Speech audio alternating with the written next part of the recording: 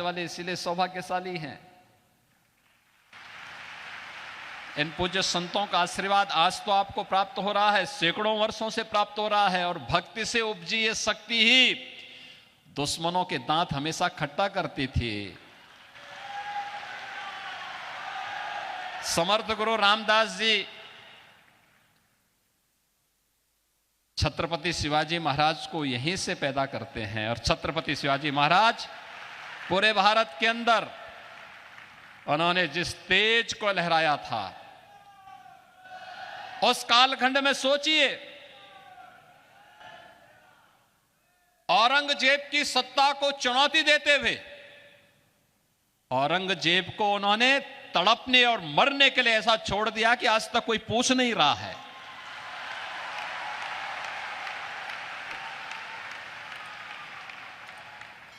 यह अद्भुत शौर्य और पराक्रम की धरती है। इसलिए है क्योंकि पूज्य संतों का सानिध्य प्राप्त हुआ, उनकी कृपा हमेशा यहां पे बरसती है। यहां के भक्तों ने अपने पूज्य संतों के सम्मान को जिन ऊंचाइयों तक पहुंचाया है, उसका परिणाम है कि शक्ति भी साथ साथ उनकी चलती है। और यह शक्ति का अद्भुत संगम छत्रपति शिवाजी महाराज के रूप में महाराष्ट्र के माध्यम से हम सबको देखने को मिलती है। यह मेरा सौभाग्य है कि जब मैं उत्तर प्रदेश में मुख्यमंत्री बना, आदरणीय प्रधानमंत्री जी ने जब मुझे दायित्व दिया, तो मैं आगरा गया था। तो आगरा में एक म्यूजियम बन रहा था, उसका नाम था मुगल म्यूजियम। मैंने कहा भी मुगल म्यूजियम आज के दिन पे, मैंने कहा इसका नाम छत्रपति शिवाजी महाराज का म्यूजियम रखो।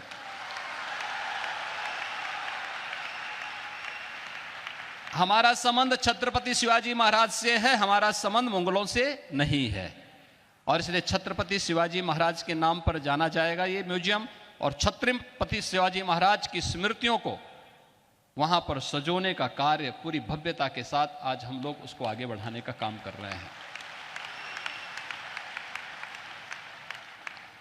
आदरणीय प्रधानमंत्री जी ने उत्तर प्रदेश में एक डिफेंस कॉरिडोर की घोषणा की। यह डिफेंस कॉरिडोर भी छत्रपति शिवाजी महाराज को ही समर्पित है। भारत की रक्षा सेनाएं आत्मनिर्भरता के लक्ष्य को प्राप्त होंगी, इस दिशा में कार्य भी वहां हो रहा है।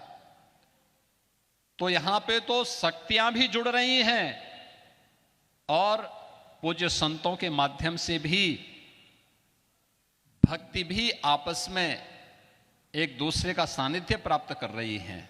और इसी का परिणाम है, जब ये शक्ति मिलेगी, भक्ति और शक्ति का अद्भुत संगम होगा, तब 500 वर्षों की गुलामी की दास्ता से मुक्त होकर के अयोध्या में राम मंदिर का भव्य अद्भुत क्षण भी, वह अलौकिक क्षण भी हम सबको देखने को प्राप्त होता है। हमारे पूज्य संतजन मंच पर भी बैठे हैं, सामने भी बैठे हैं। इनके सानिध्य में प्रधानमंत्री मोदी जी के कर कमलों से, उनके परम पुरुषार्थ से 22 जनवरी 2024 की जो तिथि हम सबको अयोध्या धाम में देखने को मिली थी, अद्भुत है। और ये नई अयोध्या, ये भव्य दिव्य और नव्य अयोध्या आप सबको भी अपनी ओर आमंत्रित कर रही